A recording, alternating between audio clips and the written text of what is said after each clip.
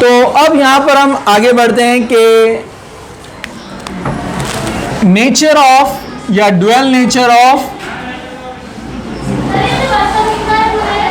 Electromagnetic radiation, electromagnetic radiations, electromagnetic radiations, जिसमें हम पहला देखेंगे वेव नेचर। क्या देखेंगे? Wave nature of electromagnetic radiation. So radiations ये मूव होती है लाइक वेव। इस पर सभी साइंटिस्ट का जो है एग्रीमेंट था, मतलब सभी एग्री थे इस पर, सब जानते थे। जिसमें सबसे ज्यादा मेन जो क्रेडिट जाता है वो किसको जाता है? मैक्सवेल। मैक्सवेल एक साइंटिस्ट है, उसको ये सबसे ज्यादा क्रेडिट जाता है। इसके ऊपर वर्क किया उसने काफी। वैसे और भी साइंटिस्ट है जिसका इसके ऊपर वर्क है। उन्होंने कहा कि जहां से भी सोर्स है, जहां से रेडिएशन निकल रहे, चाहे वो रेडियो एक्टिव सब्सटेंस हो, ठीक है, या कोई कैथोड हो जिसमें से हम रेडिएशन देख रहे हैं, वहां पर जो भी उसका सोर्स रहेगा, वहां से निकलने वाली जो रेडिएशन है, they behave differently in different medium. मतलब दो टाइप के मीडियम आप पढ़ते हैं, आपने फिजिक्स में भी देखा है। मीडियम नहीं कहेंगे उसको हम कहेंगे नेचर। जैसे एक होता है इलेक्ट्रिक फील्ड और दूसरा होता है मैग्नेटिक फील्ड। मतलब उसके अराउंड जो फील्ड आप अप्लाई करेंगे, चाहे वो इलेक्ट्रिक फील्ड हो या मैग्नेटिक फील्ड हो। What is mean by magnetic field, electric field? क्या मतलब होता है इसका? मतलब जहां से वेव जा रही है उसके अराउंड में आपने क्या रख दिया? Cathode and anode. तो कैथोड एनोड क्या है? इलेक्ट्रिक फील्ड है ना, ये बैटरी के पार्ट है ना, तो इसको क्या बोलते हैं? Electric field. अगर आपने उसके अराउंड में यहां पर रख दिया है क्या? साउथ पोल, नॉर्थ पोल, यानी मैग्नेट्स, तो अब वहां से जो वेव पास होंगी हम बोलेंगे कौन सा ये मैग्नेटिक फील्ड में से पास हो रही है। समझा आपको? तो ये होता है electric field and magnetic field. तो इलेक्ट्रिक फील्ड और मैग्नेटिक फील्ड में वेव कैसे मूव होती है, ये फिजिक्स में आपने डिटेल में पढ़ा है। वैसे यहाँ पर शॉर्ट में एक इंट्रोडक्शन दिया हुआ है, ऐसे हम उसको यहाँ पर एक्सप्लेन करेंगे। सी हियर, जैसे फॉर एग्जांपल ये एक एक्सिस है, इस एक्सिस को क्या बोलते हैं आप? वाई। क्या बोलते हैं? Y axis. और इसको क्या बोलते हैं आप? एक्स एक्सिस कहेंगे इसको। ओके, और ये एक है, इसको क्या बोलते हैं आप? Z axis. क्या कहते हैं इसको? ये Y एक्सिस, X एक्सिस, और इधर से जो ऐसे डायगोनल बता रहे हैं हम 3D स्ट्रक्चर में Z एक्सिस। ओके, तो यहां पर हम एक वेव को बताने के लिए कुछ ऐसे लाइंस बना देते हैं X एक्सिस पे भी। मतलब उसका X एक्सिस का क्या बना है अपन ने? प्लेन। समझ में आ रहा है? ये X एक्सिस का क्या बना है हमने? प्लेन बनाया है, प्लेन। ठीक है, ओके। दूसरा, हम y एक्सिस पे भी एक प्लेन तैयार करते हैं बताने के लिए उसको। ठीक है,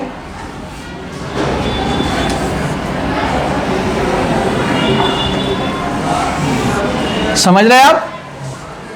ये ऐसा एक है और एक ऐसा है। ये ऐसी एक प्लेट जैसे दिख रहा है आपको, एक वर्टिकल और एक हॉरिजॉन्टल।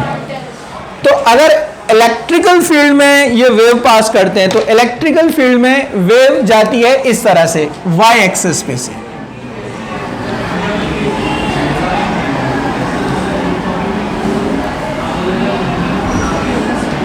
गेटिंग?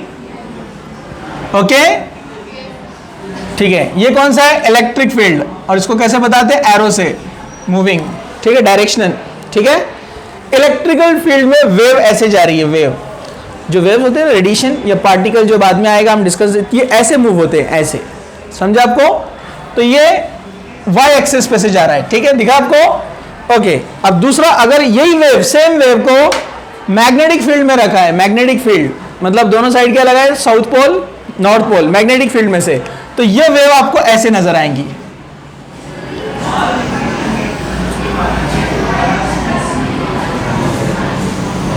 समझ रहे आप? देखा आपने? ये y प्लेन पे जा रही है, यानी z और x का, सॉरी y नहीं, z x प्लेन दिख रहा है आपको? ऐसे, मतलब ये वेव ऐसे जा रही है, ये वाली, और ये वेव कैसी है? ऐसी। इसके परपेंडिकुलर है। समझा आपको? इसके परपेंडिकुलर है। आप देखो यहां पर, जैसे इसको अगर आपने निकाला यहां से, तो यहां पर अपने को एंगल क्या मिलने वाला है 90, तो इसके लिए इसके प्लेन का जो निकालेंगे अपन वो भी क्या आने वाला है 90। समझा क्या आपको?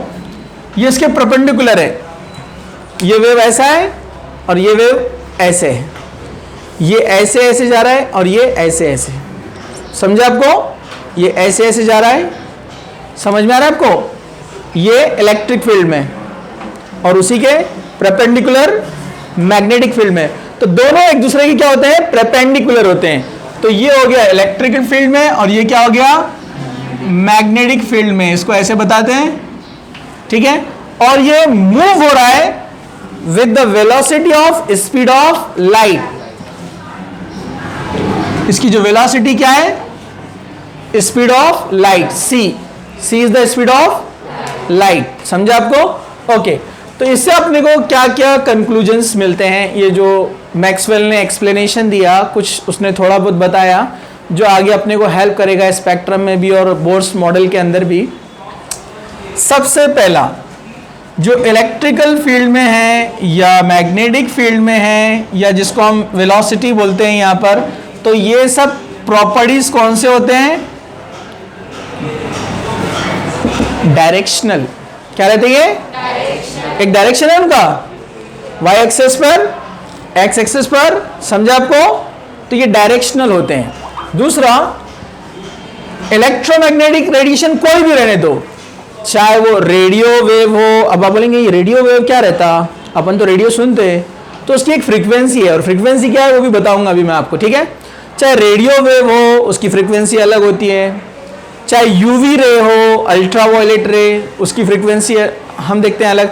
लेकिन ये जिनकी जो वेलोसिटी है, वेलोसिटी जो स्पीड है, वो अप्रोक्सीमेट सभी की क्या है 3 × 10⁸ मीटर पर सेकेंड। एक सेकेंड में 8 कितना 3 लाख मीटर, एक सेकेंड में 3 लाख मीटर।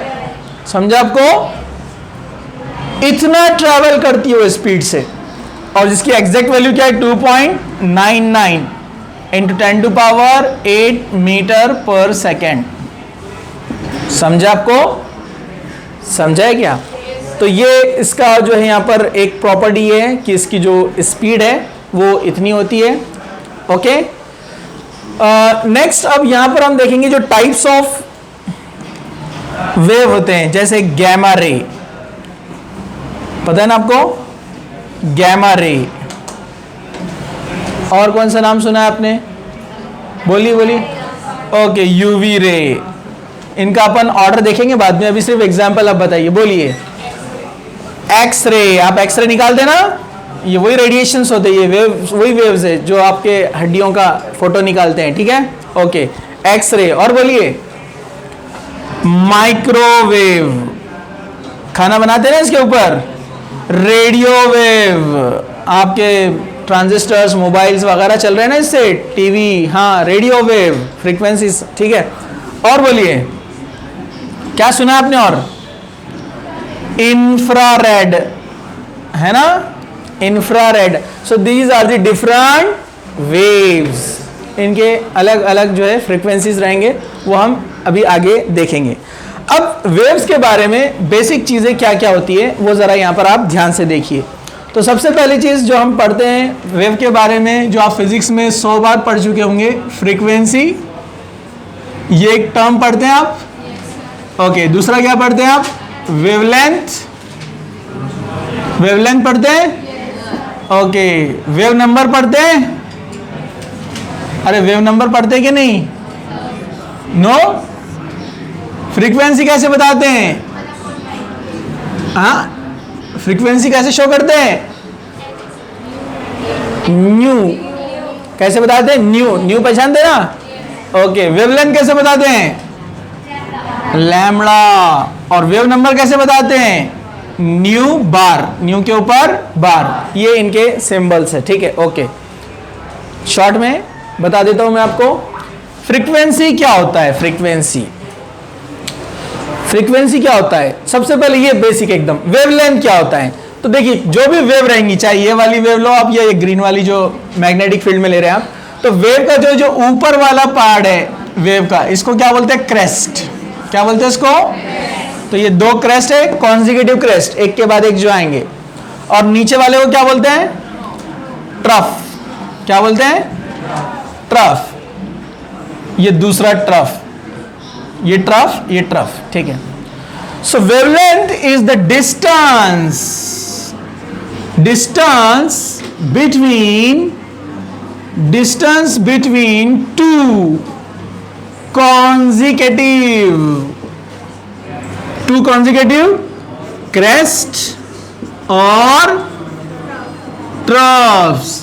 दो consecutive crest और दो consecutive trough के बीच का जो डिस्टेंस आता है, इस डिस्टेंस को बोलते हैं हम लैम्बडा। समझा? ओके, ये एक वेव को बताता है, एक साइकिल को बताता है। वन साइकिल मतलब देखो हम यहां से भी ले सकते हैं, फ्रॉम हियर टू हियर, पूरी एक साइकिल कंप्लीट हो रही है ना। तो ये दो पॉइंट से भी बता सकते हैं हम यहां पर, ठीक है।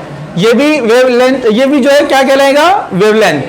Okay, so it is the distance between two crest और टू ट्रफ्स, इसको कहते हैं हम वेवलेंथ। वेवलेंथ छोटे छोटे वेव है तो वेवलेंथ छोटी रहेंगी, बड़े वेव है तो वेवलेंथ बड़ी रहेंगी। ओके, ये हो गया। What is frequency? अच्छा, इसको हम वेवलेंथ या साइकिल भी बोल सकते हैं, बोलो ना। यहां से हाफ साइकिल, फिर ये दूसरा हाफ, मतलब जोड़ दिया तो कंप्लीट साइकिल। समझा आपको? तो हम फ्रीक्वेंसी को बोलेंगे number of cycle per unit time. क्या बोलेंगे इसको? Number of cycles per unit of time. Per unit क्यों लिख रहे हैं हम? यूनिट चेंज हो सकता ना, सेकेंड, मिनट, आवर जो भी रहेगा, सेकेंड्स में ही लेते हो, ठीक है। Okay, number of cycle per unit time. जैसे मैं कहूं कि एक सेकेंड में यहां से यहां तक समझो, ये एक और ये दो, एक सेकेंड में दो वेव पास हुई, एक सेकेंड में दो वेव पास हुई, तो इसकी फ्रीक्वेंसी रहेंगी। समझा आपको? Per unit time. समझा? एक सेकेंड में 4 साइकिल पास हुई, मतलब फ्रीक्वेंसी ज्यादा। समझा आपको? जिसमें सबसे ज्यादा रहती है इसकी गैमा की, है ना, बहुत डेंस रहती है एकदम, बहुत ज्यादा फ्रीक्वेंसी, ठीक है। ओके, वो अभी आगे आएगा। तो समझा आपको? Number of cycle per unit time, इसको हम क्या बोलते हैं? फ्रीक्वेंसी। समझा? अब मैं क्वेश्चन करता हूं कि अगर फ्रीक्वेंसी ज्यादा है तो वेवलेंथ क्या होगी? कम। मतलब एक सेकेंड में बहुत सारे साइकिल पास हो गए, छोटे छोटे नन्हे मुन्ने। अरे समझा क्या?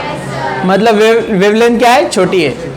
एक सेकंड में एक ही साइकिल गई तो बहुत बड़ी है ना वेवलेंथ। समझा आपको? तो इसके अपोजिट रहेगा। वेव नंबर सेम है, लेकिन पर यूनिट क्या है? देखिए, number of waves per unit length. जैसे फॉर एग्जांपल ये 1 मीटर है, तो 1 मीटर में कितने वेव गए? समझा आपको? 1 मीटर में 10 वेव गए। दूसरा 1 मीटर में 20 वेव गए, मतलब दूसरे वाले का वेव नंबर ज्यादा है। समझा आपको? समझा है क्या? और कुछ रिलेशन इंपॉर्टेंट, जैसे सी का रिलेशन इसके साथ क्या है? New into lambda. पता है ना आपको? सी का रिलेशन फ्रीक्वेंसी के साथ क्या है? C is equal to nu into lambda. Fifth, wave number का रिलेशन लैम्बडा के साथ 1/लैम्बडा। क्या ये बात दुरुस्त है? वेव नंबर ज्यादा है, 1 मीटर में ज्यादा वेव है, तो 1 मीटर में वेव ज्यादा है, मतलब उसका वेव नंबर ज्यादा है, तो वेव लेंथ क्या होगा? कम। रेसिप्रोकल, उल्टा। समझा आपको? गेटिंग? ओके, इसको लिख लीजिए, फिर आगे बढ़ते हैं।